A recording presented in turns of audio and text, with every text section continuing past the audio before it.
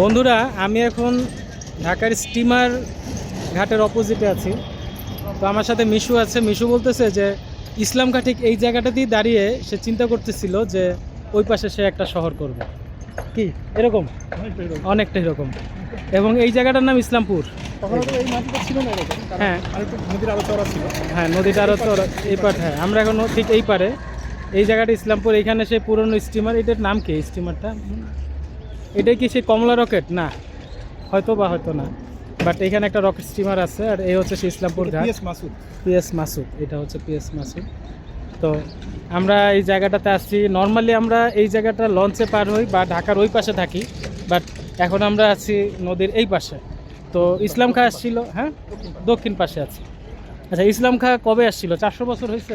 400 বছর, মোটামুটি 1610-এ আসছিলেন। এবং ওনার যে বলা হয় ঢাকা নামটা কোত্থেকে আসলো, ওনার যে ঢুলি সে ঢাক বাজাতে লাগলো। ঢাকের শব্দ যতদূর যাবে ততদূর, ওইরকম একটা কথা থেকে নাকি ঢাকা শব্দটা আসছে।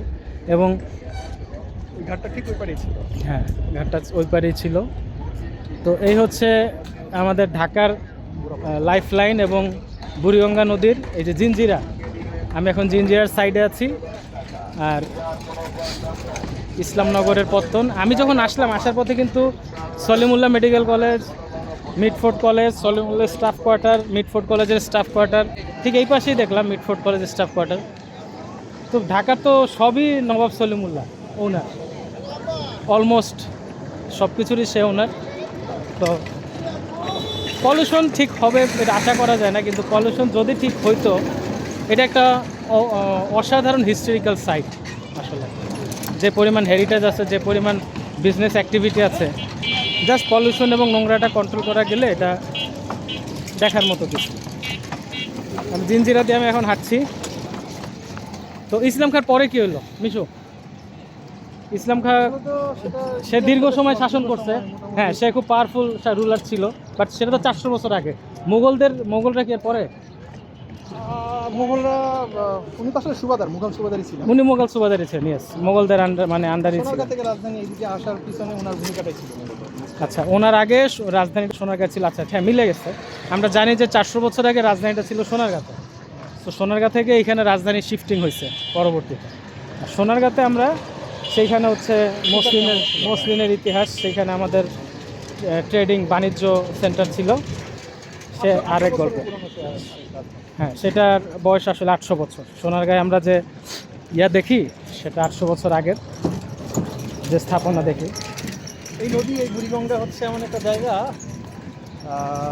আসলে নদী তো হচ্ছে সভ্যতার মূল উৎস। হ্যাঁ, নদীর পাড় দিয়েই, যেমন ইন্ডিয়াতে পাটনা নদী, পাটনা নগর, বেনারস, পাটনা, দিল্লি, হ্যাঁ, নদীর পাড় ধরেই। হ্যাঁ, নিউ ইয়র্কের কথাই বলি, পটোম্যাকের তীরে নিউ ইয়র্ক। হ্যাঁ, তো লন্ডন, হ্যাঁ, টেমস নদীর তীরে লন্ডন। হ্যাঁ, এরকম সব জায়গায় গঙ্গা, ভলগা, সভ্যতার সূতিকাটা বা ধরে রাখার কানেক্টিভিটি, মেইন রুটটা হচ্ছে গিয়ে নদী। সো এটা তো আসলে এক কথায় বলে মানে প্রকাশ করা সম্ভব না। আসলে আমরা দাঁড়িয়ে আসছি হচ্ছে সভ্যতার, সভ্যতার উপরে আমরা খুব ঐতিহাসিক জায়গায় দাঁড়ানো হচ্ছে এখন। যে জায়গায় আমরা দাঁড়ানো, যে জায়গায় হাঁটছি, সেই জায়গাটা খুব সাধারণ মনে হলে এটা অনেক অসাধারণ জায়গা। আজকে যদি আমরা হিন্দু সভ্যতার কথাই বলি না কেন, না, এই নদীটা দিয়ে তো শায়েস্তা খানের নৌবাহিনীও ট্রাভেল করছে এই জায়গা দিয়ে। এখানে 700 জাহাজ সহকারে যুদ্ধ হয়েছে। 700 জাহাজ মুভ করছে একসময়, মগদের বিরুদ্ধে যুদ্ধ হয়েছে চিটাগাঙে গিয়েছিল। চিটাগাঙে, হ্যাঁ। এবং শায়েস্তা খান কিন্তু মগদের সাকসেসফুলি সেই দমন করতে পারছিল। এখানে আমার একটু কমিটির ব্যাপার আছে। শায়েস্তা করা মানে কিন্তু কাউরে শাস্তি দেওয়া। আমরা বলি যে তোরে শায়েস্তা করতে হবে, এবং ওনার নাম ছিল শায়েস্তা খাঁ। এবং উনি কিন্তু আসলে মগদের শায়েস্তা করছিল। কাজেই বাংলা শব্দ শায়েস্তা করার ব্যাপারটা ওইখান থেকে আসছে, এটা খুব মানে মনে হইতেই পারে। আচ্ছা, তারপরে আমাদের কথা আসতেছে কথার পিঠে। আচ্ছা, জিঞ্জিরা প্যালেস এইখানে আছে। জিঞ্জিরা প্যালেসে নবাব সিরাজউদ্দৌলার পরিবার, হ্যাঁ, পলাশির যুদ্ধের পরে এখানে তারা ছিল। তো আমরা হাঁটতে হাঁটতে জিঞ্জিরা প্যালেসেও যাওয়ার একটা প্ল্যান আছে। আর এই জায়গায় 400 বছর আগে যদি হয়, ইংরেজরাও তো 400 বছরই হয় আমাদের এখানে। মূলত তারা ইস্ট ইন্ডিয়া কোম্পানি 200 বছর, ইংরেজরা 200 বছর, মূলত 400 বছরই তারা আমাদের এখানে ছিল। সো ইংরেজদের সাথে জব চার্নক, হ্যাঁ যিনি ছিলেন তখন কলকাতার, জব চার্নক, হ্যাঁ কলকাতার যিনি আপনার কুটির প্রধান ছিলেন, নীলকুঠির প্রধান ছিলেন, হ্যাঁ নীলকুঠি না কলকাতা কুঠির, কলকাতার কুঠির, হ্যাঁ। ব্রিটিশদের যে আপনার তাদের যে বিজনেস সেন্টার, সেন্টার যেটা ছিল, হ্যাঁ উনি কিন্তু এখানে আসছিলেন হুগলি হয়ে, হুম কলকাতা হয়ে, হুম এখান থেকে কিন্তু এখানেই আসছিলেন শায়েস্তা খাঁর সাথে দেখা করতে। এবং সেই সময়টা কিন্তু সবেমাত্র চট্টগ্রামের যুদ্ধ জয় করে ঢাকায়, ও শায়েস্তা খাঁ তাহলে দৃশ্যটা এরকম যে শায়েস্তা খাঁ যুদ্ধ জয় করে ফিরলেন এবং তার সাথে জব চার্নক দেখা করতে আসছে। দেখা করতে আসছে কি তার একটা কুঠি করা লাগবে এই জায়গাতে, এরকম কিছু? না, তারা চাচ্ছিল যে আসলে মানে কলকাতা, এই কলকাতা তাদের যে কুটি আছে সেই কুটিতে তাদের কাছ থেকে যেন ভ্যাট বা ট্যাক্স যেন কমায় দেওয়া হয়, তাদের ব্যবসা করার ক্ষেত্রে যেন তাদের কিছু ছাড় দেওয়া হয়। এই টেন্ডেন্সি। ও মোটামুটি একটা বাণিজ্য চুক্তি করতে আসছিল। না না ও কলকাতার কুঠির জন্য কি তার ভ্যাট এবং ট্যাক্স দেওয়া লাগতো? কাকে দেওয়া লাগতো? শায়েস্তা খাঁকে। তো কলকাতার কুঠিটা শায়েস্তা খাঁর আন্ডারে ছিল। আচ্ছা এইটা তাইলে মানে আসলে তো জানার শেষ নাই, এখন জানলাম কলকাতার কুঠিটাও শায়েস্তা খাঁর আন্ডারেই ছিল সেই সময়, এবং জব চার্নক আসছিল তার সাথে, মানে এখনকার ট্রাম্পের মতো আর কি, টু মেক এ ডিল। এবং বলা হয় যে তখন যদি জব চার্নক যদি একটু 19-20 করতো বা হুম। শায়েস্তা খাঁ যদি চাইতো, চাইতো সেই ইনস্ট্যান্ট জব চার্নককে বা ব্রিটিশ কলোনিকে ওইখান থেকে উৎখাত করে ফেলতে, মানে ইট ওয়াজ ভেরি মাচ ইম্পর্টেন্ট, তাদের জন্য খুব ইম্পর্টেন্ট। এই ডিলটা করা আর কি। তো তাহলে বুঝতে হবে যে আসলে ঢাকার হ্যাঁ মূল্যটা। ঢাকা কতটা শক্তিশালী জায়গা ছিল, শায়েস্তা খাঁ কতটা শক্তিশালী ছিলেন। আচ্ছা সমস্যা হলো এই জায়গায় যে যেহেতু ব্যক্তিকেন্দ্রিক, শায়েস্তা খাঁ মারা যাওয়ার পরে সেই গোল্ডেন টাইমের অবসান হয়। তাহলে কি আমরা এরকম বলতে পারি যে আমাদের এই উপমহাদেশে বা এইখানে হিস্ট্রিতে মানে এক একটা পার্সোনাল গ্লোরির ইতিহাস, এইটা একটা প্রবলেমও আছে। প্রবলেমটা হলো মানুষটা মরে যাওয়ার পরে কিন্তু আমাদের পাওয়ারটা কমে যায়। ওয়ারেজ আমরা ইস্ট ইন্ডিয়া কোম্পানি যখন দেখবো, এটা কোনো পার্সনের কোনো বিষয় না, লর্ড, হ্যাঁ মানে কয়েক হাজার লর্ড ক্লাইভ তাদের ছিল, একটা লর্ড ক্লাইভ কোনো বিষয় না। একটা লর্ড ক্লাইভ একটা কেরানিকে দিয়ে তার একটা এম্পায়ার, একটা রাজত্ব তারা ধ্বংস করে দিতে পারত। কি করবো এটার, ও ঘাট আছে, আচ্ছা ঘাটটা দেখি, এখানে একটা ঘাট আছে, আগানগর ঘাট মাঝি কল্যাণ সমিতি। আচ্ছা আগানগরে কিন্তু অনেক ব্যাংকের অনেক শাখা আছে, এখান থেকে কোনো শাখা দেখা যাচ্ছে না, বাট এটা টোটালি একটা মানে বাণিজ্যিক পোর্ট। আচ্ছা এইটা একেবারে প্রথম, চিন্তা করেন তাহলে আমার বয়স কত, আমি ঢাকায় থাকি কতদিন, আমি প্রথমেই আগানগর ঘাটে আসলাম। ওই যে হাসান মঞ্জিল, হাসান মঞ্জিলে আমরা গিয়েছি অনেকবার। তো হাসান মঞ্জিল থেকে ঠিক এই যে এই জায়গায় অপোজিটে আমি এখন দাঁড়ানো, আগানগর ঘাটে, এই যে আগানগর ঘাট, এপার ওপার করার জন্য অপূর্ব। এটা একটা টিপিক্যাল বাংলাদেশের একটা ঘাট যেরকম হয়, এখানে মসজিদের জন্য দান সংগ্রহ করা হচ্ছে, এখানে ফুচকার দোকান আছে, পানের একটা দোকান আছে, শৌখিন পানের দোকান, এবং একটা রিটায়ার্ড আরামপ্রিয় কুকুরও আছে, চায়ের দোকান আছে। সো আগানগর ঘাট দিয়ে যাচ্ছিলাম। আচ্ছা ছিলাম আমরা যে হ্যাঁ ইস্ট ইন্ডিয়া কোম্পানি আসলে টোটালি একটা ইনস্টিটিউশন বেসড, আর আমাদের এখানে শায়েস্তা খান উনি মারা যাওয়ার পরে আমরা আবার মানে আমাদের কিছুই না, দুর্বল হয়ে গেলাম। সো আমাদের এখানে তাহলে আমাদেরকে পূর্ব দিকে সমস্যাই এটা যে পার্সন বেসড সব কিছু, ইনস্টিটিউশন শক্তিশালী না, কারণ শায়েস্তা খানের খানদান বা তার সালতানাত তো থাকতে পারতো আরও। আসলে উনি তো একজন সুবাদার ছিলেন, তো উনি মোগলদের একজন কর্মচারী ছিলেন, আলটিমেটলি একজন গভর্নর ছিলেন। কারণে ব্যাপারটা মানে মোগলরা দুর্বল হওয়া মানে শায়েস্তা খান দুর্বল হওয়া। বলা যায় যে মুঘল সাম্রাজ্যের আমলে পূর্ব অংশের কেন্দ্রবিন্দু ছিল হচ্ছে ঢাকা ওই সময়। তো সেই হিসেবে আচ্ছা শায়েস্তা খানের যে ইয়া বললাম কয়শো বছর আগে, 200 না আরো বেশি, আরও বেশি, 1600 সালের কথা বলতেছি। তাহলে ওই সময় কি লালবাগ ফোর্ট তৈরি হয়েছে? লালবাগ ফোর্টও তো 400 বছর আগে। তখন কলকাতায় মানে কুটি করা হচ্ছে, হুম সুতানটিতে তখন কুটি করা হয়। আচ্ছা 1600 সালে কলকাতায় কুঠি করা হয় সুতানুটিতে। হ্যাঁ আমরা বেসিক্যালি ইস্ট ইন্ডিয়া কোম্পানি আসলো সম্রাট জাহাঙ্গীরের আমলে বা শাহজাদা সেলিম ওনার আমলে আসলো ব্যবসা করার জন্য, তখনই কলকাতায় কুঠি হয়। ওই কলকাতায় মুর্শিদাবাদে কুঠি কোথায় আছে? কলকাতাতে কুঠি করা হয়, ফার্স্ট ইস্ট ইন্ডিয়া কোম্পানির ফার্স্ট কুঠি করা হয় নবদ্বীপে। ডায়মন্ড হারবার বঙ্গোপসাগর থেকে একটু জানে আর কি ঠিকঠাক করা হয়। তবে এই যে নদীর গুরুত্ব, আসলে আচ্ছা, এই এই ব্যক্তির এই বুড়িগঙ্গা নদী দিয়ে কি মানে কলকাতায় যাতায়াত ছিল বা হ্যাঁ, হ্যাঁ। এই হ্যাঁ হ্যাঁ। করা সম্ভব এই ছিল? এই যাতায়াত বহুদিন ছিল, দেশভাগ পর্যন্ত ছিল, এমনকি পাকিস্তান আমলেও শুরুর দিকে বোধহয় কিছু কিছু চলত।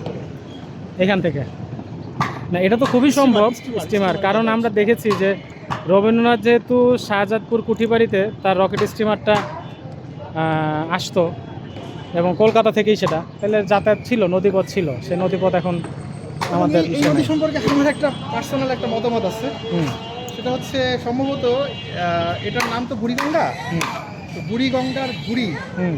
মানে বুড়ি মানে হচ্ছে বৃদ্ধ গঙ্গা। হ্যাঁ, সেই বুড়িটা, তাই না? হ্যাঁ, বৃদ্ধ আসলে গঙ্গা। সম্ভবত কোনো এক প্রাচীন যুগে হুম, গঙ্গা নদীর মূল প্রবাহ সম্ভবত এটাই ছিল।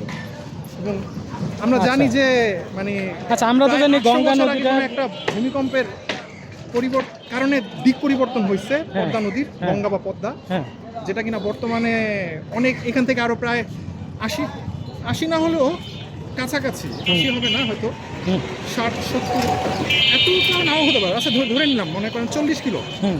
40 কিলো যদি হয়, আরো দক্ষিণ দিক দিয়ে সেটা প্রবাহিত হচ্ছে। হ্যাঁ, না মানে বুড়িগঙ্গা তো, গঙ্গা ঠিক অরিজিনটা তো হিমালয়ের কাছে হওয়া উচিত না? সেটা বলছি না, আসলে বর্তমানে আমরা যেই গঙ্গা নদী বলতে আমরা যেটা জানি হ্যাঁ, হ্যাঁ, হ্যাঁ, পদ্মা গঙ্গা, পদ্মা গঙ্গা, হ্যাঁ। সেই নদীর সে বুড়িগঙ্গা নামটা, হ্যাঁ, মেইন প্রভাব প্রবাহটা এটাই ছিল, এটা কোনো এক যুগে ছিল। কোন এক যুগে এটাই মেইন প্রভাব ছিল, সেটা সম্ভবত ওই বড় ভূমিকম্পের আগে। কারণে, হ্যাঁ, ভূমিকম্পের কারণে, কারণ আমরা দেখি তো এখানকার যে ঢাকার আশেপাশের যে পানির ভূতাত্ত্বিক যে রূপরেখা, এটা প্রমাণ করে যে আসলে এই নদীটা হুম। এখানে একটা যে প্রাচীন নদী ছিল, হুম। বড় নদী ছিল, সেটার প্রমাণ পাওয়া যায়। তাহলে বুড়িগঙ্গা অনেক চওড়া ছিল তখন? তখন চড়া ছিল, এখন আমরা যেটাকে পদ্মা নদী দেখি, হ্যাঁ। তেমন একটা চওড়া নদী এইখানে ছিল। আমরা ও। যেমন ব্রহ্মপুত্রটাকে দেখি, পুরাতন ব্রহ্মপুত্র যেটা শীতলক্ষা, এখন হ্যাঁ, হ্যাঁ, হ্যাঁ, হ্যাঁ, আগে যেটা যমুনা ছিল, হ্যাঁ, সেটা তো ওইখান দিয়ে প্রবাহিত হতো, বর্তমানে তো যমুনা। হ্যাঁ। তো যমুনার মতো চড়া নদী আগে ব্রহ্মপুত্রই ছিল, মানে যেটাকে আমরা পুরাতন ব্রহ্মপুত্র বা শীতলক্ষা নামে ছিল। আচ্ছা, এই ঘটনা আরো আগের, কিন্তু এখানে সো ব্রহ্মপুত্র যেমন এখন মানে মৃত, দুর্বল, ন্যারো হয়ে গেছে, এই হ্যাঁ, সে পুরাতন এই বুড়িগঙ্গা হয়তো সেই ন্যারো একটা পার্ট, বাট আসলে এটা বিশাল ইয়ে ছিল একসময়। চলনবিলের ভিতর দিয়ে কিন্তু এখন সেটা প্রবাহের কথা বলা হয়, কিন্তু ঢাকার এই অংশ নিয়ে আলোচনা হয় না। আলোচনা হয় না, হ্যাঁ। আচ্ছা, জিঞ্জিরাতে আমার নাম শুনছি অনেক, বাট এই আমার ফার্স্ট ট্রাভেল। এটা তো বিশালতম একটা মার্কেটের কোনো কুল কিনারও নেই। এটাই তো জিঞ্জিরা নাকি? আচ্ছা, এবং সবাই বলে যে কোনো জিনিস ভেজাল হইলে বলে জিঞ্জিরা থেকে বানানো, তো জিঞ্জিরা তো শার্ট তো চমৎকার, দেখতে তো ভালোই লাগতেছে।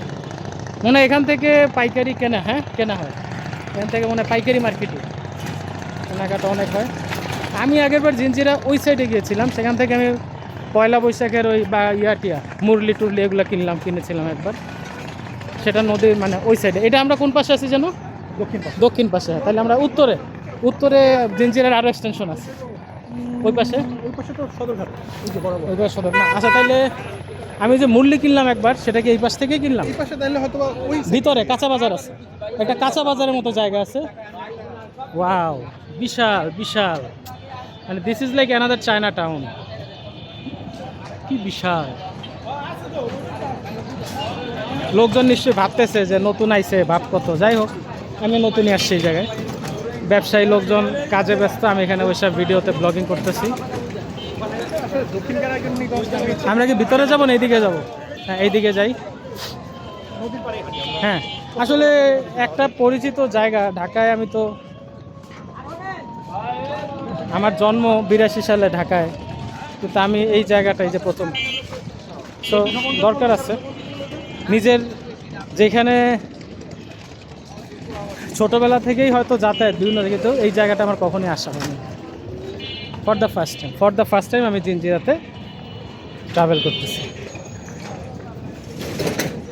উত্তরা ব্যাংকের শাখা, মার্কেট, অটো। আচ্ছা, তাইলে আমরা ঐতিহাসিক যাত্রার যেই জায়গাটা ছিলাম, যে এখানে ইসলামনগর, ইসলামপুর, এখান থেকেই শুরু, এবং শায়েস্তা খাঁর একসময় 700 জাহাজ এই নদী দিয়ে তারা সেই নৌবহর গিয়েছে চিটাগাংয়ে। একটু ম্যাক্রোর খেলা করি, সুন্দর সুন্দর দৃশ্য। অনেকক্ষণ দূর থেকে ল্যান্ডস্কেপ ভিউ হচ্ছে, এখন পোর্ট্রেট ভিউ হোক। বিকেলবেলা নাস্তা রেডি হচ্ছে জিঞ্জিরাতে। আমি আজকে ভরপেট খাওয়া দাওয়া করে আসছি, নইলে এখানে বসে যেতাম। আচ্ছা মিস, আর কিছু মনে পড়ে? আর হচ্ছে এই তো আমাদের ব্যাপারে নদীর উপরে, আহসান মঞ্জিল। নদীর উপরে, হ্যাঁ। আচ্ছা, আহসান মঞ্জিলের সাথে এই শায়েস্তা খাঁ এদের কানেক্টিভিটি? নবাব আহসান এটা অনেক পরে, হ্যাঁ, 100 বছর, বেশি না, একবার রিসেন্ট। মানে ওই সময়ের আরো প্রায় 200 বছর পরে। আরও 200 বছর পরে কথা, হ্যাঁ। ওনারা হচ্ছে তাহলে তাদের ফ্যামিলির কোনো কানেক্টিভিটি পাওয়া যায় না আসলে যে। ওনারা তো আসলে মোগল সাম্রাজ্যের পরবর্তী যুগে ব্যক্তিত্ব, ব্রিটিশদের দ্বারা মানে যখন ভারত শাসিত হচ্ছে হুম, ওই সময়ে ওই সময় তার উপাধিটাই ছিল নবাব, ব্রিটিশরা তাকে নবাব উপাধি দিচ্ছে, হ্যাঁ। সো ব্রিটিশ কলোনির আন্ডারেই তারা ব্যবসায়ী হিসেবে বড় হয়েছে। তারা হচ্ছে ব্যবসায়ী। তারা ব্যবসায়ী, হ্যাঁ। একটু আগে আমরা যাদের কথা বলতেছিলাম ওনারা হচ্ছেন শাসক। ওনারা শাসক ছিলেন, হ্যাঁ।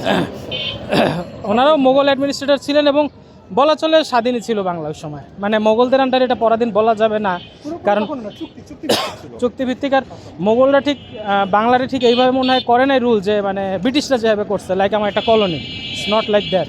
পুরাটাই কিন্তু মোগল সাম্রাজ্য, এবং মোগলরা এখানে যথেষ্ট ডেভেলপমেন্টের জন্য সব মিলে নিজেদের দেশের মতো করেই তারা করছে। এটা আমাদের এভিডেন্স আমরা দেখতে পাই। আর এরা কোনো এলিয়ান ব্লাড ওইভাবে না। আচ্ছা, আর এই নদীটা কিন্তু অনেক সুন্দর ছিল। হ্যাঁ, 80 দশকের আগ পর্যন্ত এটা ছিল। 80-র দশকের বুড়িগঙ্গা অবশ্যই এখনো সুন্দর ছিল। সেটা মানে পানির রং কালো, ওইটা কাছে গেলেই দেখা যায়, বাট দূর থেকে বুড়িগঙ্গার যে একটা সৌন্দর্য সেটা বোঝা যাবে। আচ্ছা, এখানে কয়টা ঘাট? আমরা 2টা ঘাট পার হয়েছি, এর সামনে আরও একটা ঘাট আছে কিন্তু, এই নদী পারাপারের ঘাট, আগানগর ঘাটে আছি।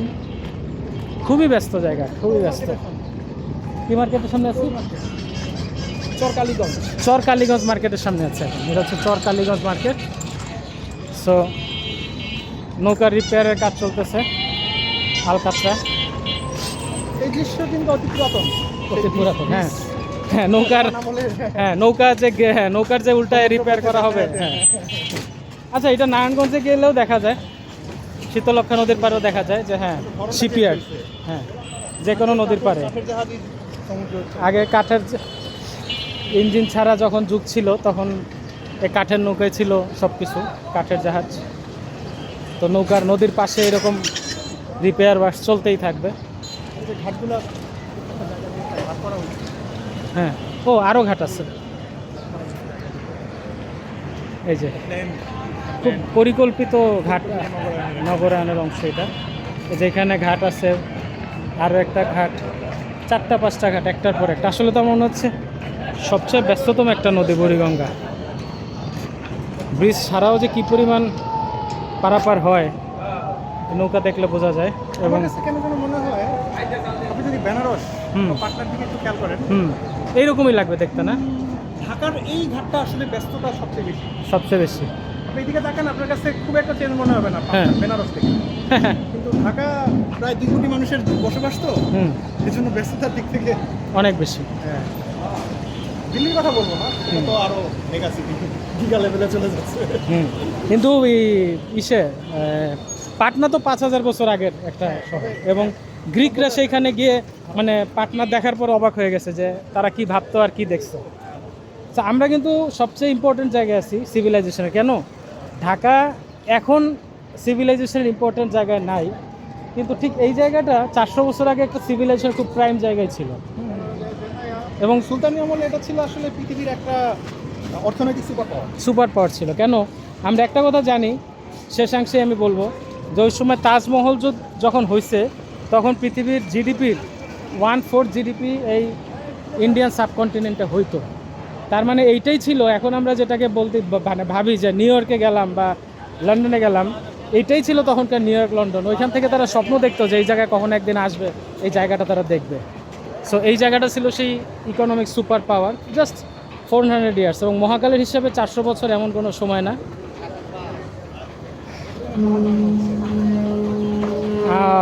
আমরা আসছি সেই শিপইয়ার্ডে। আসলে এই হলো বানানো জাহাজের রানওয়ে।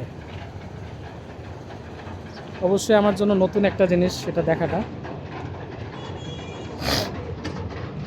একটা জাহাজ বানানোর পরে ঠিক এইভাবে এটার উপর দিয়ে উঠানো হয় এবং এইখান দিয়ে নামানো হয়। রিপেয়ারের জন্য উপরে ওঠানো হয়। হ্যাঁ, কাজ করে এখান দিয়ে নামানো হয়, বাট এটা লার্জ স্কেল শিপইয়ার্ড না, খুব স্মল স্কেল, ছোট না, ছোট নদীপথের জন্য নদীপথের জন্য এটাই অনেক কিছু। হ্যাঁ, ছোট ছোট ট্রলার, বার্ডস এগুলো এখানে রিপেয়ার হয়, কাজ হয়, আবার উঠায় নামানো হয়। এই যে ভারী রেল আছে।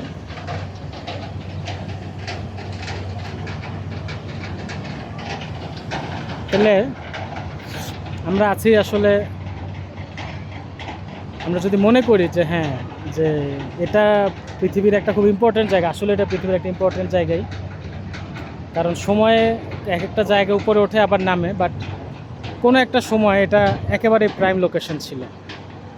এটা গ্রিকদের সময় যেমন এক সময় অ্যাক্রোপোলিস বা পার্থেনন, এরা যখন যেমন পৃথিবীর একটা সেন্টার ছিল, রোমানদের সময় যেমন, হ্যাঁ, রোমের রাজধানী লাইক রোম নিজেই ছিল একটা সেন্টার পয়েন্ট, ঠিক কোনো একটা সময় এটাই পৃথিবীর সেন্টার পয়েন্ট ছিল, এই জায়গাটা, এই নদীটা। এবং এখনো আসলে সত্যি কথা বলতে কি, হ্যাঁ, যেটা মনে হয় যে যুগে যুগে পৃথিবীর সভ্যতাগুলো নদীর পাড়ে যেহেতু তৈরি হয়েছে, আজকে যদি আমরা কোনো একটা ছবি দেখি হুম, যে ব্যাবিলন, প্রাচীন ব্যাবিলন অথবা প্রাচীন মিশর, হুম, নীলনদের পাড়ের কোনো একটা ব্যস্ততপূর্ণ করি, এই দৃশ্যের সাথে খুব একটা পরিবর্তিত ব্যাপারটা এমন না। না, একই চিত্র। নীলনদের পারে যে দৃশ্য দেখবো, পাটনার পারে যা দেখবো, আমরা এই দৃশ্যগুলোই দেবো। মেসোপটেমিয়া ওই জায়গাতেও মানে নদী কেন্দ্রিক সভ্যতা, নদীর পাড়ে যা হয় যে ইকোনমিক অ্যাক্টিভিটিগুলো, ঠিক এরকমই হবে। সবাইকে ধন্যবাদ, আজকের ব্লগ এখানেই শেষ। এখন জিঞ্জিরার পেছনে আছে এক জায়গায়, জিঞ্জিরার ঠিক পেছনে। হ্যাঁ, কি মসজিদ? চরকালীগঞ্জ, দক্ষিণ হাক্কানি মসজিদ সংলগ্ন চরকালীগঞ্জে আছি। আমি নিশ্চিত জানি এখানে জিনিসপত্র একটু সস্তায় পাওয়া যাবে, কমে পাওয়া যাবে। এখানে একটা কম্পিউটারের দোকান, কিন্তু এই বিল্ডিংটা তো খুবই সুন্দর। এটা তো কোনো নর্মাল বিল্ডিংয়ের সাথে যায় না, এটা কি সরকারি বিল্ডিং নাকি? অপূর্ব বিল্ডিং, তারপর মসজিদ মার্কেট, মানে এটা জিঞ্জিরা বা পুরান ঢাকার সাথে যায় না। আপনি মানে কি হাইটে বিল্ডিংটা করা হয়েছে, কি পরিমাণে স্পেসিং করা হয়েছে, দুইটা কোয়ার্টার, পাশের কোয়ার্টার, মনে হচ্ছে হঠাৎ করে এখানে এক টুকরা লাল মাটিয়ে চলে আসছে বা সংসদ ভবনের স্থাপনা চলে আসছে। আমরা ভিতরে যাই। হ্যাঁ, আপনাকে বলি সেটা হচ্ছে হ্যাঁ, এই যে রেড ব্রিক বা রেড ব্রিক, হ্যাঁ, মোগল রোড, আচ্ছা, হ্যাঁ, আর্কিটেকচারের সাথে কিন্তু এই জিনিসটা রেড, হ্যাঁ, আমরা নামই তো দিচ্ছি লালবাগের কেল্লা। আচ্ছা, আমি যে কেন ভরপেট খাওয়া দাওয়া করে আসছি, সামনে এখানে ফুচকার দোকান, জিলাপির দোকান, গরম গরম লাইফ পাউরুটি, আমি কিছুই খেতে পারতেছি না। ওয়াও, সুন্দর একটা ঘ্রাণ দোকানের। এ হচ্ছে মসজিদ মার্কেটটার উপর দিয়ে আমি হাঁটতেছি, জিঞ্জিরের কোনো কিছুর সাথে যায় না।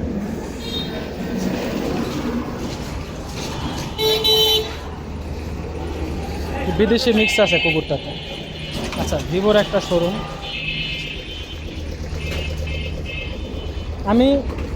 এই জায়গার মাংস কিন্তু ভালো হয়, আমি দেখেছি। পুরান ঢাকা থেকে আরও ভেতরের দিকে যদি কেউ যায়, মাংস ভালো হয়। আচ্ছা, এটা একটা মসজিদ আছে। মসজিদের ভেতর ঢুকতে পারবো, সমস্যা নেই। হ্যাঁ, অলিগঞ্জ হাক্কানি মসজিদ। লেখা আছে হচ্ছে আন্তর্জাতিক খ্যাতিসম্পন্ন মহাসংস্কারক হজরত সুফি মুফতি ওলিয়া মোর্শেদা আজানগাছি রহমতুল্লাহ কর্তৃক প্রতিষ্ঠিত অলিগঞ্জ হাক্কানি মসজিদ, হাক্কানি আঞ্জুমান জামে মসজিদ। বিশাল স্থাপনা। এই বিল্ডিংটা কি মসজিদ মার্কেটই? মসজিদের অংশ। তাহলে হয়তো বিল্ডিংটা ওই মানে অ্যাপার্টমেন্ট সেল করা হয়েছে বা এরকম কিছু, না ভাড়া, মানে এটার ইনকামটা হয়তো মসজিদের কাজে লাগে, এরকম কিছু, এইভাবেই করা হয়েছে। খুব সুন্দরভাবে করা হয়েছে স্থাপনাটা। জিঞ্জিরার ভেতরে একটা সুন্দর একটা মসজিদ এবং মসজিদ সংলগ্ন খেলার মাঠ।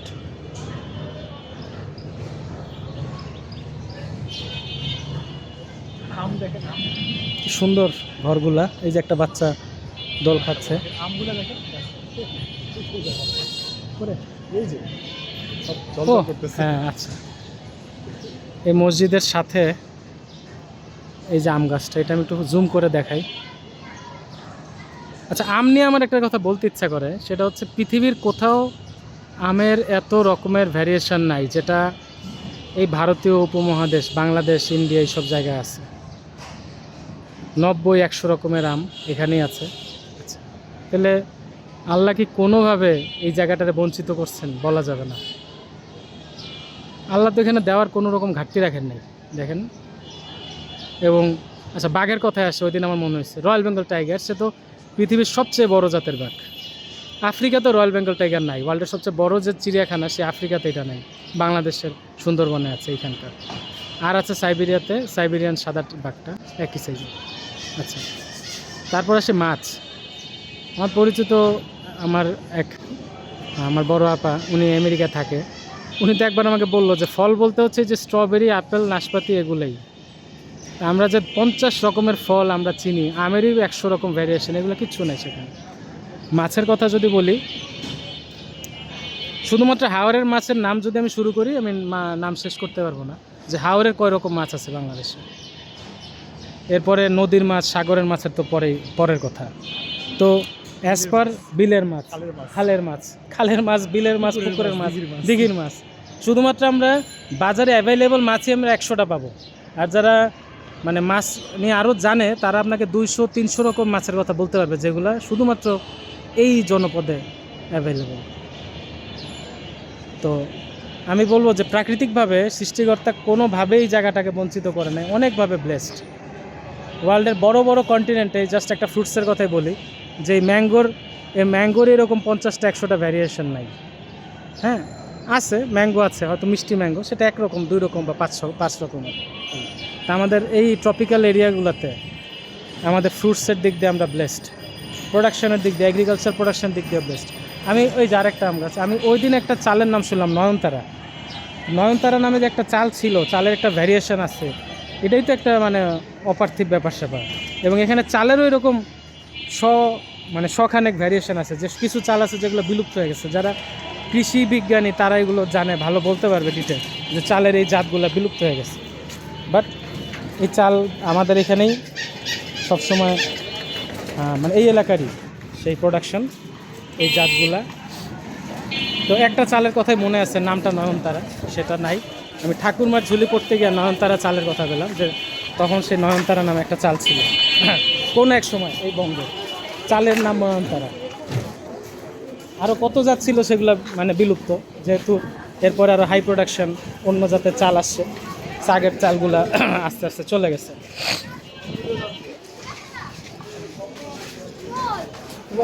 থেকে তো স্টিকি রাইসের প্রাচীন কালে 2000 বছরের পুরনো, 2500 বছরের পুরনো চালের কথা বলা হয়। আচ্ছা, ওয়ারি বটেশ্বরে ওটা ইঁদুর খেয়ে ফেলেনি? এটা নষ্ট হয় না, মানে 2-2500 বছর আগের সেই স্টিকি রাইস বা চালের একটা জাত ওয়ারি বটেশ্বরে পাওয়া গেছে। আমরা এখনো জানি না, কিন্তু আচ্ছা, মিশু আমাকে আরেকটা কথা বলছিল যে আমরা তো এখন জিঞ্জিরায়, সেই জিঞ্জিরারই সে একটা ব্রিজ পার হইলাম, ছোট্ট চলতেছি, পুরোপুরি উদ্দেশ্যহীন চলাফেরা, ডানে যাব না বামে যাব কোনো ঝামেলা নাই। আজকে একটা মানে বৈশাখ আসি এমন একটা সময়ের একটা অপরাহ্ন। সো গন্ধ বেশি, হ্যাঁ, একা টোটালি খারাপ। তো আমরা যেটা বলছিলাম যে ওয়ারি বটেশ্বর থেকে মসলিনের বা সিল্কের কাজের যে নমুনা, মানে মিশু যে আমাকে শেয়ার করছে যে তথ্য, তো সেগুলা মিশরের মমির গায়ে সেই মসলিন পরানো হইতো, এখান থেকে যেত সে মসলিনটা। সেখানকার মসলিনের যে সুনাম, সেটা আসলে মানে একেবারেই জেনুইন। এবং এটাও সত্য যে ব্রিটিশরা যে মসলিনের কারিগরদের আঙ্গুল কেটে ফেলছে, এটা কোনো ব্রিটিশ হিস্টোরিয়ানদের বইতে পাওয়া যাবে না, কিন্তু যে কেটে যে ফেলছে এতে কোনো সন্দেহ নেই, এটা একেবারে অবভিয়াসলি। কারণ এখানকার ইন্ডাস্ট্রিটাকে ধ্বংস করবে, সেটাই তো তাদের মানে মেইন কাজ ছিল। এরপর জোর করে তাদেরকে নীল চাষে বাধ্য করার ব্যাপারগুলা। আচ্ছা, আরেকটা সুন্দর মসজিদ এটা নতুন বানানো হয়েছে, কালীগঞ্জ বড় মসজিদ।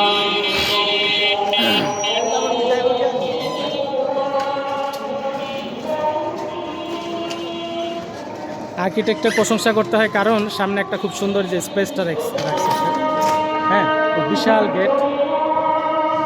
এত ঘিঞ্জির ভেতরেও মসজিদটাতে যথেষ্ট মুন্সিয়ানার পরিচয় দেওয়া হয়েছে। আচ্ছা, এরই মধ্যে কিন্তু একটা মিষ্টির দোকান পার করেছি, রোহিতপুর ডেয়ারি ফার্ম। ওই যে আগেই বললাম খাওয়ার খিদা নাই, নইলে ওইখানে বসতাম। সামনেই বিকালবেলা পুরি পেঁয়াজের দোকান। হ্যাঁ, আপাতত আইনস্টাইন গণিতে দুর্বল ছিল। সে তো জেনারেল রিলেটিভিটির লেখার জন্য যেই গাণিতিক দক্ষতা তার দরকার, সেই স্কিলটা তার ছিল না। এমনকি তার মার্শাল ব্রাসম্যানের সাথে মিলায় সে রিলেটিভিটি থিওরি করে কয়েকটা পেপারও সাবমিশন দিয়েছে আজকে। আচ্ছা, স্পেশাল রিলেটিভিটি বাচ্চাদের জিনিস, ইন্টার করবে বাচ্চারা পড়লে বুঝবে। জেনারেল রিলেটিভিটি তো তা না। ওটার জন্য তারে মার্শাল ব্রাসম্যান তার বন্ধুর কাছ থেকে হেল্প নিতে গেছে। আচ্ছা, এটা একটা শিক্ষা। সে কি তার জার্মান, তার লাইফ সে যখন জার্মানিতে ছিল তখনকার গল্প এটা? হ্যাঁ হ্যাঁ।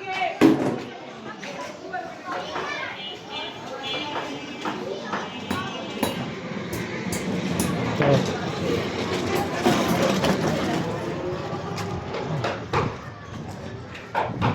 আমরা এখনও আছি জিঞ্জিরাতেই। আজকে জিঞ্জিরা ভ্রমণই হবে। এই যে কাঠের ফ্যাক্টরি চলে যাচ্ছে। আমি শিওর এখানে কাজ করালে অনেক সস্তায় কাজ করানো যাবে এবং কাজের মান ভালো হবে। আর এটা হলো একেবারে ঢাকার ওই পারের একটা শহর, গ্রামের কাছাকাছি। এবং এখানে এরকম আজব আজব সুন্দর সুন্দর গেট দেখা যায় এইসব জায়গাতেই। এবং এইসব জায়গাতেই খুব সুন্দর কিছু দোতলা বাড়ি দেখা যায় নকশা করা। এখানে ছোট্ট একটা চটপটির দোকান, বাচ্চারা চটপটি খেতে আসছে।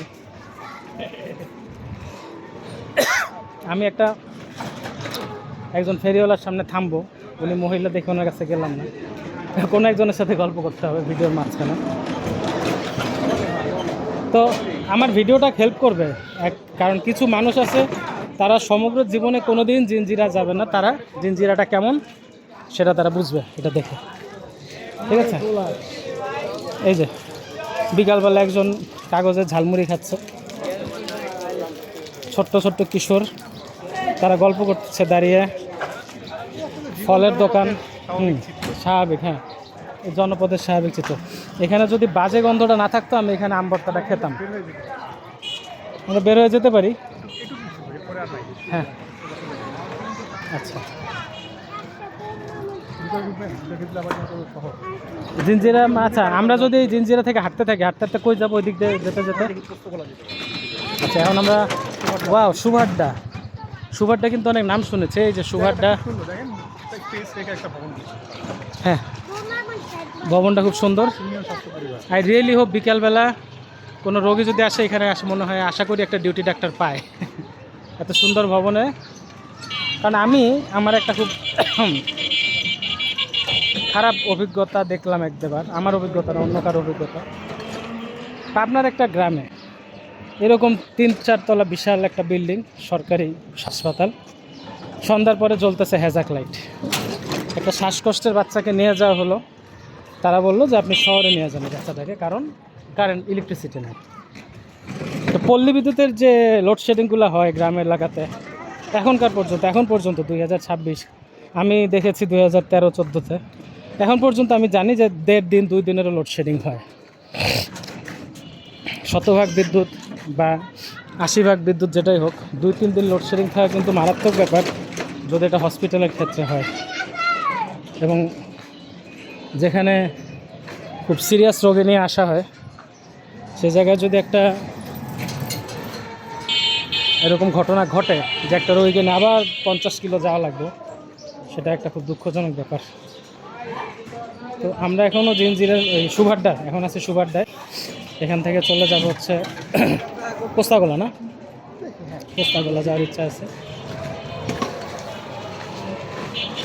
ঢাকা শহরের, ঢাকা বৃহত্তর ঢাকারই কিছু লেস ট্রাভেল জায়গায় আমি ঘুরতেছি। আচ্ছা, কিছু লেস পপুলার জিনিস দেখাই। এটা হচ্ছে আটিকলা, খুব জনপ্রিয় না। এটা হচ্ছে সেই মিষ্টি আলু। আটিকলাটা কিন্তু খুব পুষ্টিকর, ফরমালিন নাই, কিন্তু কেউ খাবে না। আর যদি গ্রামে আমি এখন যেতে পারতাম তাহলে বিভিন্ন রকম ফল গাছের ভিডিও দেখাতে পারতাম, সেটার সুযোগ হচ্ছে না।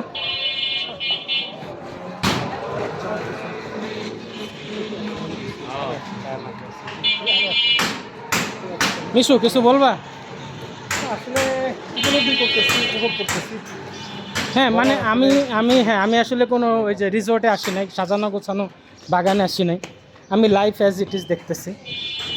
এবং ইচ্ছা ছিল একজন ঝালমুড়িওয়ালার সাথে একটু গল্প করব। ওয়াও, আচ্ছা, বিশিষ্ট ভদ্রলোক পাওয়া গেছে একজন, সেও আমার মতো সাইটস অ্যান্ড সাউন্ড দেখতেছে বসে বসে।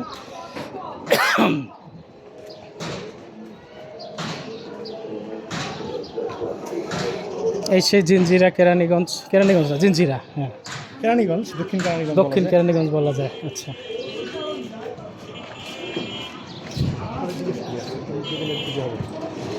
ভাইয়া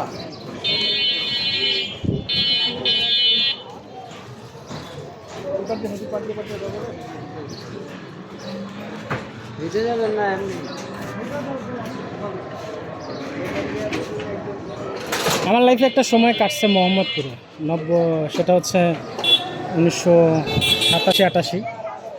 মোহাম্মদপুরটা সেই সময় তাজমহল রোডটা কিন্তু ঠিক এরকমই একটা গলি ছিল। বিকালবেলা পোলাপান এখানে খেলতো, আমি এখানে ক্রিকেট খেলতাম বা ফুটবল খেলতাম, এরকম একটা রাস্তায়। আচ্ছা আচ্ছা, আমরা আরও হাঁটছি। তো শৈশবের যে স্মৃতিচারণ করলাম যে মোহাম্মদপুর ঠিক এরকমই একটা গলি ছিল। এখন আবার মোহাম্মদপুরটা সেরকম গলিটা নাই। আমি যদি সেই তাজমহল রোডে এখন যাই, আমি দেখতে পাবো সেটা একটা পুরো ধানমন্ডির একটা রাস্তার মতো হয়ে গেছে। দুই পাশে ফ্যাশন হাউসগুলোর দোকান, এরকম মানে ছেলে পেলে ক্রিকেট খেলবে বা ফুটবল খেলবে বা এরকম একটা উডেন ফার্নিচারের দোকান, এগুলো আর নাই। বাট হ্যাঁ, এই জায়গাটা আবার এখন এইখানে আছে, জিঞ্জিরাতে ওয়ার্কশপ। তবে একটা জিনিস বলা যায়, সেটা হচ্ছে ঢাকার বুড়িগঙ্গার ওই পাশে যেমন একটু নদীর কাছাকাছি অঞ্চলগুলোতে উঁচু উঁচু ভবন দেখা যায়, এই পাশে নাই। আকাশটা দেখা যায়। হ্যাঁ, এই পাশে আকাশটা দেখা যায়। ঢাকার ওই পাশে অনেক উঁচু ভবন, কোনো সন্দেহ নাই। এই পাশে ভবন হয় না এমন না, হয়েছে, কিন্তু তারপরে ফাঁকা জায়গা আছে। ফাঁকা জায়গা আছে।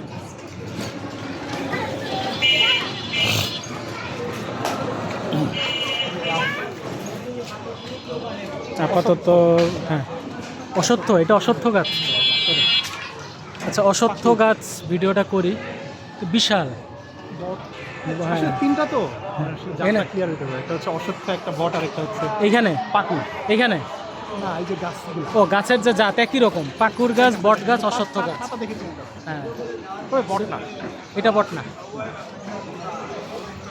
বট, পাকুর, অশ্বত্থ, হ্যাঁ পাশাপাশি নামগুলো বলে, বট পাকুর পাশাপাশি বলে, কিন্তু কোনটা কি। আচ্ছা, এখানে কি আরেকটা নারকেল গাছের মতো উঠছে দেখি একই সাথে, কেমনে সম্ভব? এই যে মাঝখান থেকে কি খেজুর গাছ? ওইটা কি খেজুর গাছ? তো হ্যাঁ, ওই যে, হ্যাঁ, একটা বট গাছের ভিতর দিয়ে খেজুর গাছ উঠছে, কি আজব প্রকৃতির বিচিত্র খেয়াল। আচ্ছা, তার আগে আমি একটু দেখি পুরিটা খাওয়ার মতো হয় কিনা। আমি এখন যে মসজিদের সামনে দাঁড়ানো, এটার নাম হচ্ছে হজরত বেলাল রাদিয়াল্লাহু তাআলা আনহু জামে মসজিদ, হাজীবাড়ি, আমিনপাড়া, পূর্ব চুনকুটিয়া, সুভাড্ডা, দক্ষিণ কেরানীগঞ্জ। আসলে চুনকুটিয়া এলাকাটার নাম আমি অনেকবার শুনেছি, কারণ এখানকার অনেক জমির দলিল আমার হাতে এসে পড়েছে due to my profession banking. আমি আজকে মসজিদের ভেতর তো একটু দেখাই।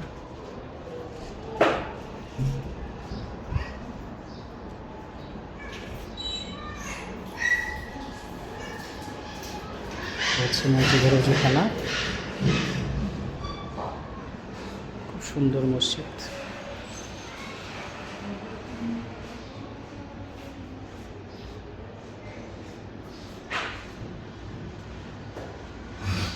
তো খুব ভালো লেগেছে আজকে এখানে নামাজ পড়ে। ভেতরের দৃশ্যটা একটু দেখাই।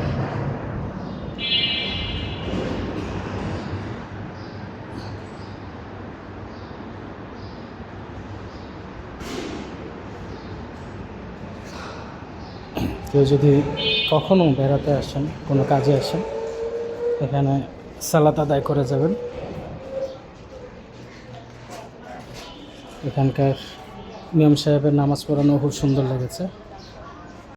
আমি এই বাড়িটা একটু ভিডিও করব, অনুমতি না নিয়েই কারো বাড়ির ভিডিও করলাম, কোনো মানুষের ছবি না। বাট এই বাড়িটা অনেকটা মানে 90, 80, 70 এরকম একটা বাড়ি, দোতলা একটা বাড়ি, বাড়ির সাথে এরকম গাছ, অনেক কিছু আমাদের ভেতরে অনেক কল্পনা জাগিয়ে তোলে। বাড়ির সামনের নামের বানান আমি বুঝতেছি না, বাট জহির রেহানের বরফ গলা নদী বা হুমায়ুনের শঙ্খনীল কারাগারে শুটিং করার জন্য পারফেক্ট একটা স্পট এই বাড়িটা। ঢাকার মানে শহরের প্রাণকেন্দ্র না, শহর থেকে একটু দূরে। হ্যাঁ, এই বাড়ির কম্পাউন্ড আসলে অনেক বড়, আমি অল্প দেখেছি, এটা বিশাল একটা বাড়ি। এই যে কতগুলো গাছপালা, ভেতরে আছে আরেকজনের বাসা, যেতে পারবো না, বাট দেখলাম মাঠের মতো অনেকটা আছে আর কি। এটা মন্দির আছে, হ্যাঁ মন্দির আছে, গাছ, হ্যাঁ হ্যাঁ, অনেক কিছু না। বাড়ির কম্পাউন্ড আসলে অনেক বড়ই। তো আমি এখনও আছি, সেই জিরাতেই আছি। আপাতত আমি একটা মিষ্টির দোকান খুঁজতেছি, কারণ দই খেলে দই হজমের জন্য ভালো। এখানে গিয়ে আমার দই খাওয়া লাগবে। কি শৈশব! ওরা এই যে উঠে পড়ছে একজন, অসাধারণ শৈশব।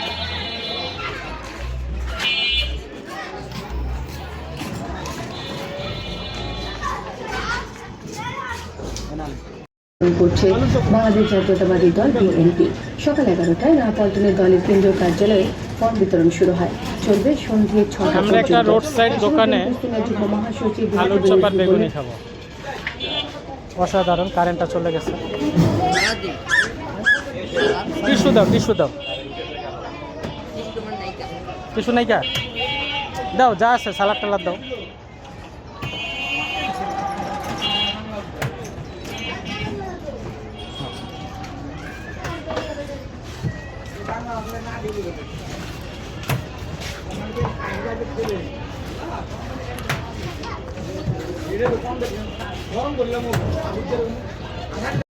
আমরা এখনো দক্ষিণ কেরানীগঞ্জে আছি, মানে মিষ্টির দোকান খুঁজতেছি, দই খাওয়া লাগবে।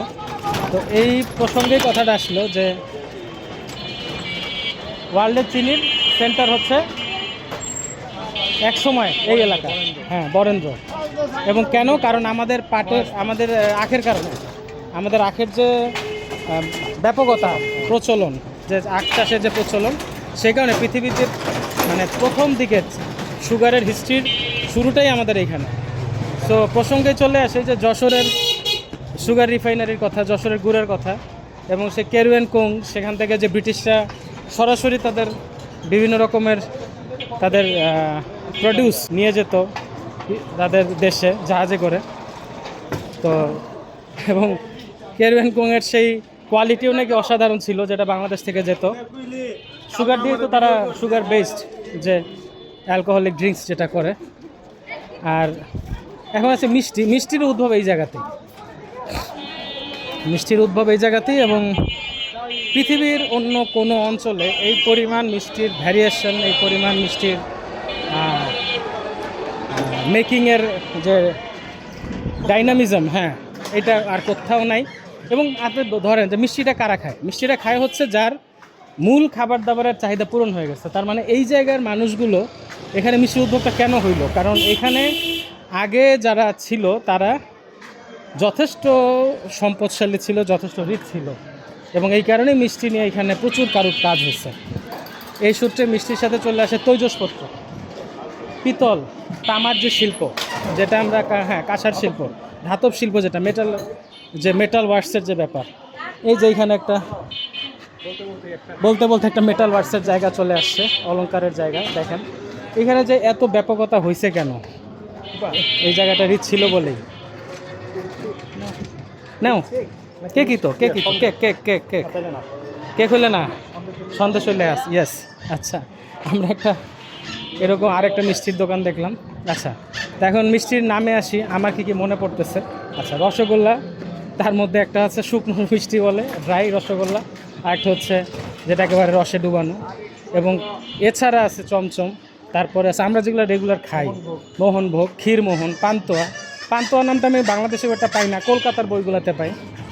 ওইখানে অনেক রকম এই ধরনের পান্তুয়া টাইপের নাম আছে, হয়তো এখানে অন্য নামে চলে।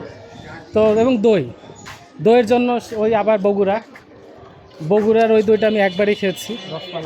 হ্যাঁ, রসমালাই ক্ষীর। হ্যাঁ, আর আরেকবার আমরা গেলাম বিক্রমপুরের একটা জায়গায়, ভাগ্যকুল বাজার, সেই জায়গায় গিয়ে আমরা বিভিন্ন রকম মিষ্টি দেখেছিলাম। আবার চলে আসছে মুক্তাগাছার কথা আসে, কারণ মুক্তাগাছার মন্ডা সেটা সেখানেই হয়, আর কোথাও হয় না। মুক্তাগাছার বালিশ মিষ্টি আমার একবার খাওয়া হয়েছিল। আমার স্যার হচ্ছে নটরডেমের টিচার মনোরঞ্জন সাহা, উনি আমাকে একবার বালিশ মিষ্টি খাওয়াইছিলেন, অপূর্ব টেস্ট ছিল। একটা বিশাল আকারের চমচম, কোলবালিশ সাইজেরই মানে এবং সেটার উপরে ক্ষীরসা দেওয়া থাকে। তো আমি এখন নদীর ঘাটে, আমার সামনে পারগেন্ডারিয়া সরকারি প্রাথমিক বিদ্যালয়, কিন্তু আমি কিন্তু আসলে খুঁজতেছি মিষ্টির দোকান, কারণ দই খেতে হবে। তো যেতে যেতে চোখে পড়তেছে কি অসাধারণ একটা গরু, খুব সুন্দর। সে আমার দিকে এগিয়ে না আসলেই হয়, একেবারেই ওপেন একটা গরু। যারা ভিডিও দেখছেন তাদের নাকে দুর্গন্ধ যাওয়ার সুযোগ নেই। এ হলো ঢাকার দ্য ওয়ার্ল্ড অফ ওয়েস্ট। হ্যাঁ,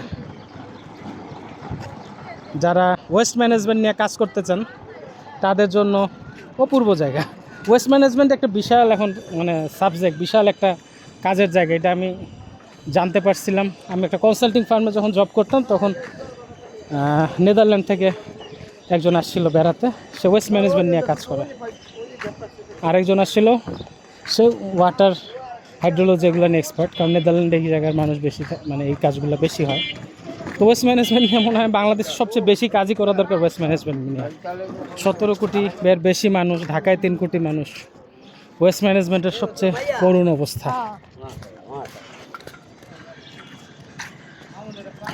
আমরা বাবুবাজার ব্রিজের এপারে আসছিলাম ভিডিও করতে করতে, এবং কেরানীগঞ্জের ভেতর দিয়ে হাঁটতে হাঁটতে আমরা চলে আসছি। এখনও তো নদীর এপারেই আছি। কি আবার নদীর এপারেও কি লঞ্চ ঘাট আছে? এই যে লঞ্চগুলো ঠিক করতে হয়, রিপেয়ার করতে হয়, বা অতিরিক্ত লঞ্চ এখন যেহেতু পদ্মা সেতু হয়ে গেছে, অনেক লঞ্চ ব্যবহার হয় না। আচ্ছা আচ্ছা, তাহলে বেশ কিছু রিটায়ার্ড লঞ্চ এইখানে আছে। এটা কিন্তু সদরঘাট না, এটা হচ্ছে সদরঘাটের অপোজিটের সাইডে আমরা আছি, দক্ষিণ কেরানীগঞ্জ। হঠাৎ করে নির্জনতা চলে আসছে, বাজার টাজার নাই। আমরা একটা লঞ্চের রিপেয়ার স্টেশনে আছি, লঞ্চের ঘর বাড়িতে আছি। লঞ্চের মেইন জায়গা তো তার ডক না, লঞ্চের মেইন জায়গা হচ্ছে তার নদীপথ, কিন্তু এখন এখানে সব রেস্টিং লঞ্চ দেখতে পাচ্ছি আমরা।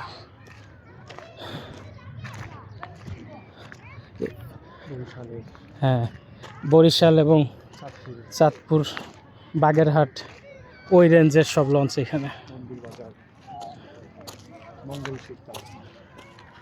লঞ্চের নাম দেখি, মনপুরা হাতিয়া, লঞ্চের নাম হচ্ছে ফারহান 10, তারপরে MV টিপু 13,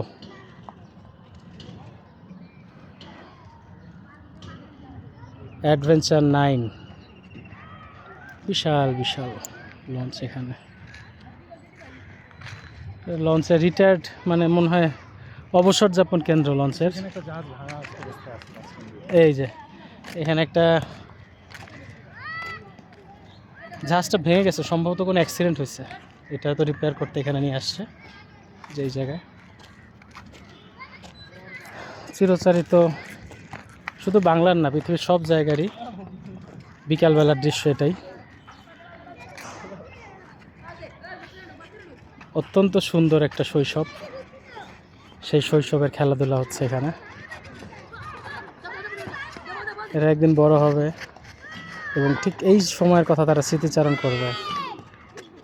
তারা একদিন এই যে দক্ষিণ কেরানীগঞ্জে থাকতো, লঞ্চ ঘাটে তারা বিকালে ফুটবল খেলতো, ঠিক এই কথাগুলোই তারা বলবে।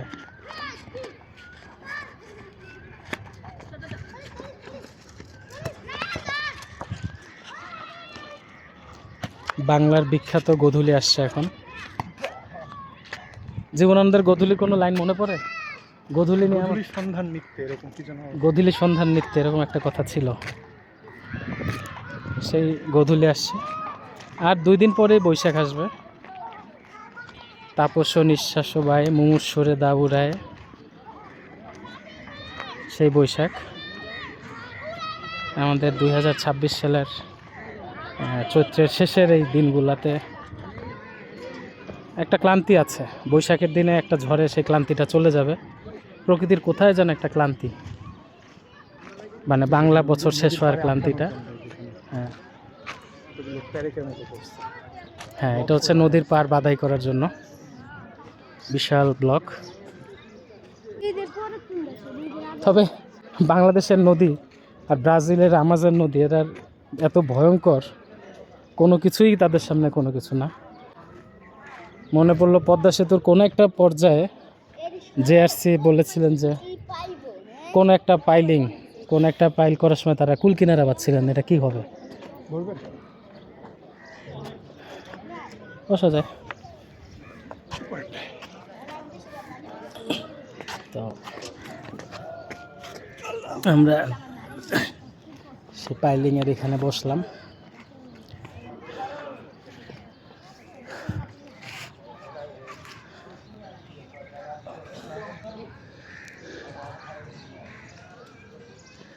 বাংলার যে চিরচারিত সৌন্দর্য, বিকালের যে সৌন্দর্যটা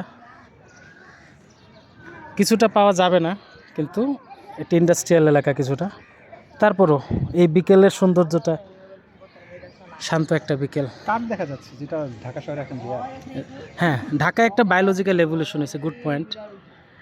ঢাকা শহরে কাক কমে গেছে, এটা তারেক অনুর একটা লেখায় পাওয়া গেছে, আমরাও খেয়াল করেছি। কাক কমে গেছে, একটা ছাই রঙের চিল, কী নাম যেন সেটা, ভুবন চিল বলে, ভুবন চিল বেড়ে গেছে।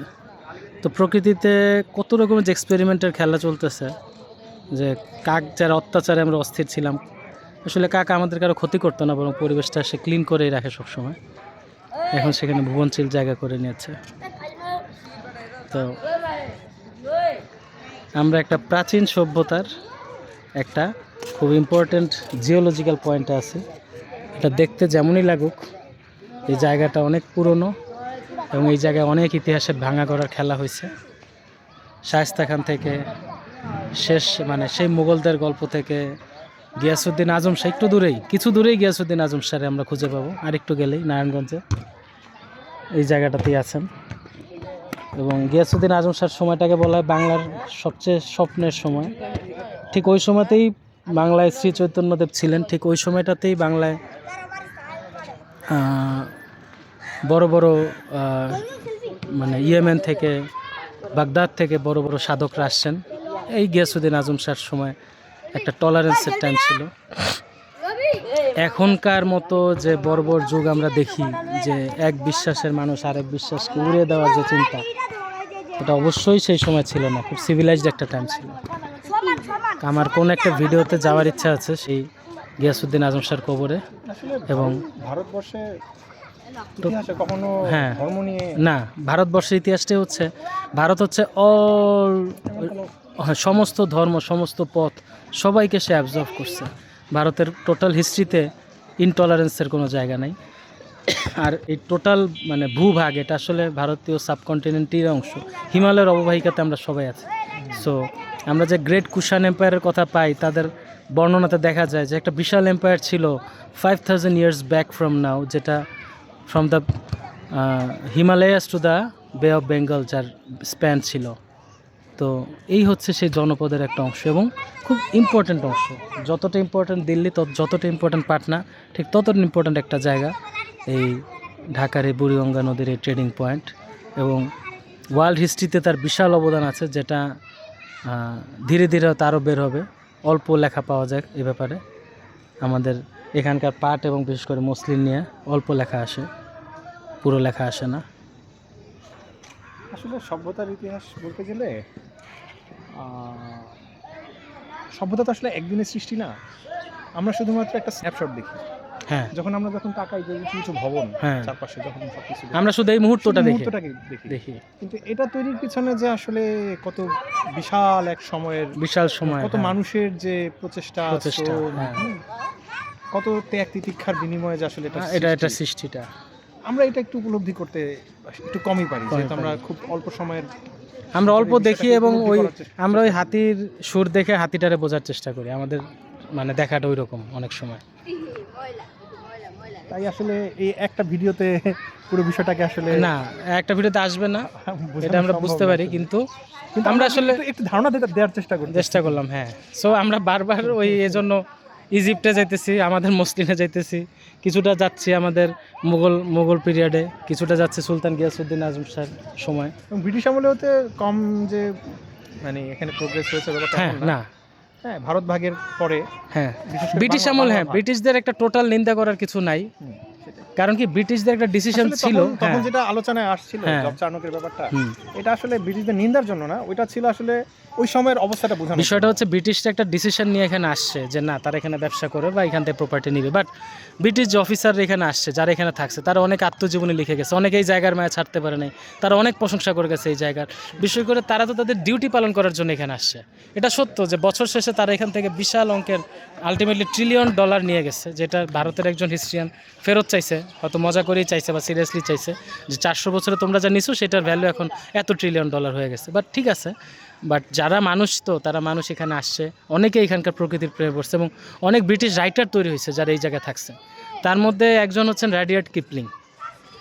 তারপর এফ ব্র্যাডলি বার্ড তো এই ব্যাপারে উল্লেখ করছেন, ব্র্যাডলি বার্ড, হ্যাঁ বাংলা ভাগ হওয়ার পরে উনি একজন হিস্ট্রিয়ান ছিলেন। হিস্ট্রিয়ান, হ্যাঁ উনি এখানে আসছেন প্রত্যেকটা জায়গায়, এই বুড়িগঙ্গা, হ্যাঁ হুম তারপর এই শীতলক্ষায়, এই জায়গাগুলো নিয়ে উনি ঘোরাফেরা করছেন। ওনার সোনারগাঁ নিয়ে অনেক ডিটেলস ইতিহাস লেখা আছে। ব্র্যাডলি বার্ড, আচ্ছা তার নামটা আসলে উনি আসলে ঢাকা নিয়ে লিখছেন, প্রাচ্যের রহস্যনগরী নামে একটা বই, বাংলায় বলা হয় mystic city of the east.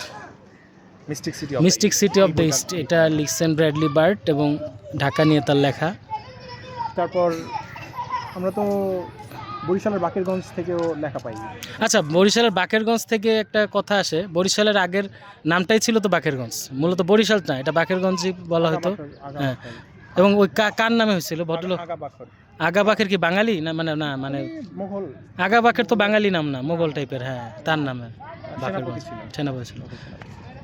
চিটাগংয়ের তো একটা জায়গা আছে ম্যাডাম বিবির হাট, সে ম্যাডাম বিবির হাট ম্যাডাম বিবি সম্ভবত কোনো ব্রিটিশ অফিসারের ওয়াইফ ছিলেন বা কোনো একটা এরকম নাম। এমনকি আমরা যদি চিন্তা করি নামের ক্ষেত্রে কিন্তু অনেকটা এরকম, এখানে আমরা জিঞ্জিরা বলতেছি যে জিঞ্জিরা কিন্তু জাজিরা থেকে আসে। হ্যাঁ, জাজিরা কিন্তু আরবি শব্দ, জাজিরা হচ্ছে আরবি শব্দ, এখান থেকে জিঞ্জিরা আসছে। এই বিষয়গুলো কিন্তু আছে এক এক জায়গার নাম, এক জায়গা থেকে। সবচেয়ে আরমানিটোলা ঘুরে আরমানিটোলা আর্মেনিয়ানদের থেকে আসছে, 400 বছর আগে আবার আর্মেনিয়ানরা এখানে ছিল। ওইটা ছিল ওদের গুলশান বাড়িধারা, এই আরমানিটোলাটাই। এখানে আমরা পগজ স্কুল পাই, মিস্টার পগজের করা। এখানে আর্মেনিয়ানদের চার্চ পাই, তাদের গ্রেভিয়ার্ড পাই, তাদের বেশ কিছু বড় বড় ক্যাসেল আছে, মানে ওই সময়কার রিচ পিপলরা যেখানে থাকতো। সো আর্মেনিয়ানরা তো আর টোটাল এলাকাটা দখলে নেয় নাই, তারা তাদের সময় এক সময় শেষ হয়ে গেছে। সো আমরা ভাবি যে একসময় ব্রিটিশরা, বাট আসলে ব্রিটিশদের আগে পরে বড় বড় মানে এম্পায়ার এখানে আসছে, বাট তারা অল্প সময় ছিল, অল্প সময়ের জন্য ছিল। তারা গ্রিকরা এক সময় ছিল, ঢাকায় ফরাসি কুটি ছিল, পর্তুগিজরা ছিল, ভালো মতোই ছিল, ব্রিটিশদের পাশাপাশি ছিল পর্তুগিজরা। আর্মেনিয়ানরা ছিল, তারা আর্মেনিয়া তো বিশাল আমি বছর যাবত ব্যবসায়ী করছে বাংলা। আমি সিরাজগঞ্জের শাহজাদপুর একটা অদ্ভুত জিনিস পাইলাম, ইস্ট ইন্ডিয়া কোম্পানির কাছ থেকে রবীন্দ্রনাথের প্রাপিতামহ ওই বাড়িটা কিনছে। এইটা কেমনে হয়? মানে আমরা ইস্ট ইন্ডিয়ারই কত প্রাচীন মনে করি, রবীন্দ্রনাথকে কত প্রাচীন মনে করি, বাট রবীন্দ্রনাথ আবার ইস্ট ইন্ডিয়ার কাছ থেকেও কিনছে। অর্থাৎ তার যখন শুরু ইস্ট ইন্ডিয়ার তখন 200 বছর হয়েছে, সরি ইস্ট ইন্ডিয়ার তখন 300 বছর হয়ে গেছে বাংলায়। মানে ইস্ট ইন্ডিয়া কতটা পুরনো, রবীন্দ্রনাথই আমাদের কাছে অনেক প্রাচীন। ইস্ট ইন্ডিয়ার শেষ কাছ থেকে আবার তার ফ্যামিলিও এই বাড়িটা কিনছে। আবার আগে বলা হয় যে ইস্ট ইন্ডিয়া আবার কার কাছ থেকে কিনেছে? রানী ভবানীপুর উত্তরবঙ্গই তার, নাটোরের রানী ভবানী, সব কিছুই তার কাছ থেকে তারা এটা কিনছে। মাটির উপরে খালি পায়ে ফুটবল খেলাটা আমার কাছে মনে হয় হলো ফুটবল খেলার সবচেয়ে মানে আইডিয়াল ফর্ম। এর উপরে কিছু নাই এবং ওর ভালো একটা আর্থিং হচ্ছে যে মাটির উপরে হাঁটাহাঁটি করাটা একটা কিন্তু খুব ভালো চিকিৎসা। কেউ যদি মনে করে যে তার হাত পায়ে জ্বালা পোড়া আছে বা মাথা গরম লাগে বা ঘুমের সমস্যা, তার খালি পায়ে মাটির উপর হাঁটা উচিত। এটা একেবারে সায়েন্টিফিক কথা। কারো যদি অবিশ্বাস হয় সে হেঁটে দেখতে পারে, একটু ভেজা মাটি হলে ভালো হয়। মাটি সব কিছু শুষে নেয়, মাটির মধ্যে সেই ক্যাপাসিটি আছে সব কিছু টেনে নেওয়ার। মানুষের সাথে সম্পর্ক মানুষ এবং মাটি খুব ক্লোজ। হচ্ছে ইজাকপুরের কাছে যাওয়ার সময় একসাথে ইজাকপুরে যাওয়ার সময় আমরা বাবা আদমের মসজিদে নামাজ পড়ছি। তিনটা দুটো গেছিলাম ওই দিন মাঝখানে আটটা লঞ্চ কি চলে না এরকম মারামারি করে মাঝখানে রাখে জাহাজ সমুদ্রের মাঝখানে জাহাজ লঞ্চ যাবে কীভাবে?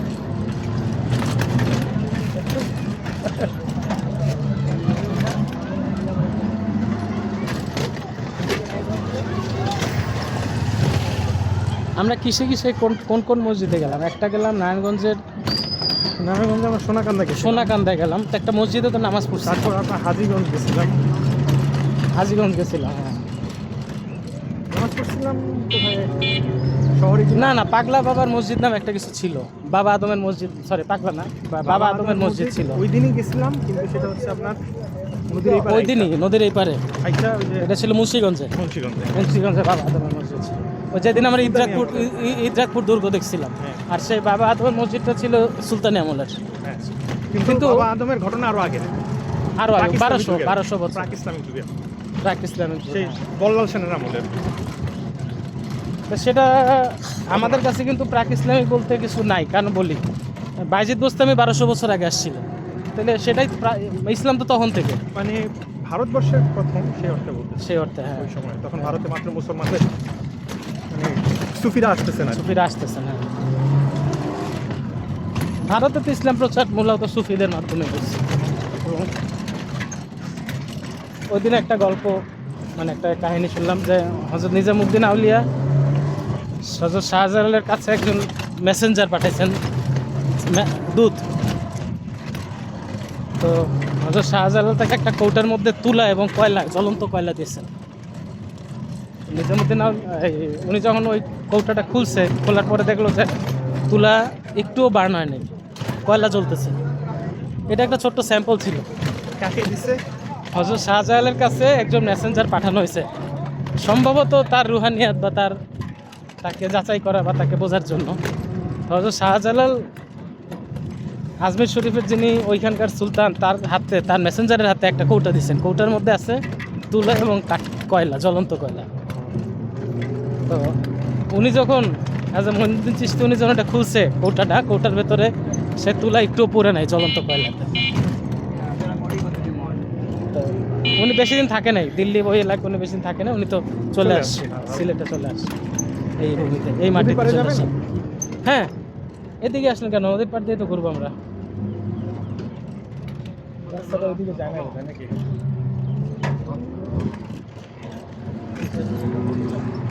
আসলে দুপুরের চেয়ে এখনকার দৃশ্যপট সুন্দর, কারণ হ্যাঁ, বিকেলের। হ্যাঁ বিকালের আলোতে।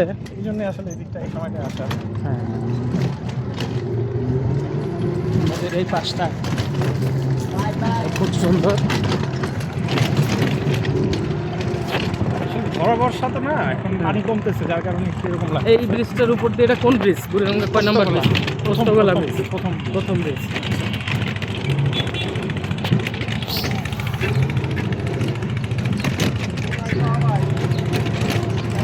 এই জায়গাটা ঠিক অপোজিটেই মনে হয় আমার বন্ধু মেহেদি সারোয়ারদের বাড়িটা, ওই পাশটা। হ্যাঁ, ওই পাশটায়, ওই পাশ থেকে এই ব্রিজটা দেখতে পারি।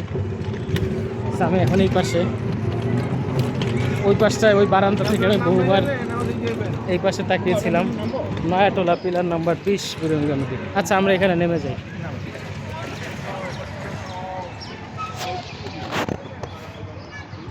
না, নেমেও কই যাব?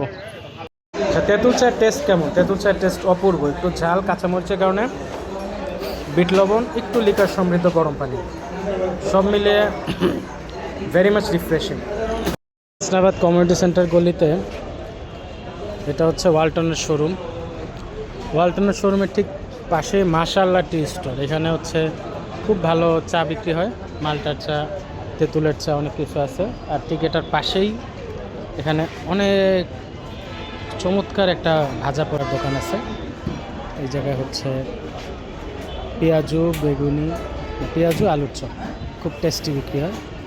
এই দুইটা আইটেমই, বেগুনি দেখলাম না। সো যারা ভোজন বিলাসী তাদের জন্য আর কি এই ছোট্ট একটা রিল করা, যে ওয়ালটনের শোরুমের রাস্তা মনে রাখবেন, এটা এই পাশে চা আর এই পাশে হচ্ছে পেঁয়াজু আলুর চপ। আজকের ট্যুরে আমার একটা মেইন অবজেক্টিভ ছিল এবার একটা হাসনাবাদ এলাকায় ভালো একটা মিষ্টির দোকান খুঁজে বের করা। তো আমরা অনেক খোঁজার পরে এই দোকানটাতে হঠাৎ করে পেয়ে গেছে। এটার নাম হচ্ছে জাফরান সুইটস, এবং এটার প্রোডাক্ট, এখানে একটা নতুন ধরনের প্রোডাক্ট দেখলাম, mini chamcham. It's very much tasty. আর দইয়ের কথায় আসি, যেটা আমরা খুঁজছিলাম, তো কাপ দইটা খেতে গিয়ে খুবই ভালো লাগছে। তো আমার যারা ভিউয়ার তারা এটা মনে রাখেন, এই যে হাসনাবাদের জাফরান সুইটস, মানে নন পেইড একটা আমি অ্যাডভার্টাইজমেন্টই করলাম, বাট কারণ খাবারটা ভালো হয়েছে, জানি না কতদিন ভালো থাকবে। দই খুবই ভালো, একেবারে এটা নাম্বার 1 ক্যাটাগরি বলা চলে।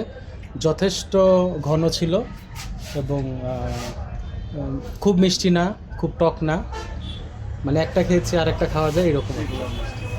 ঠিক আছে, থ্যাংক ইউ।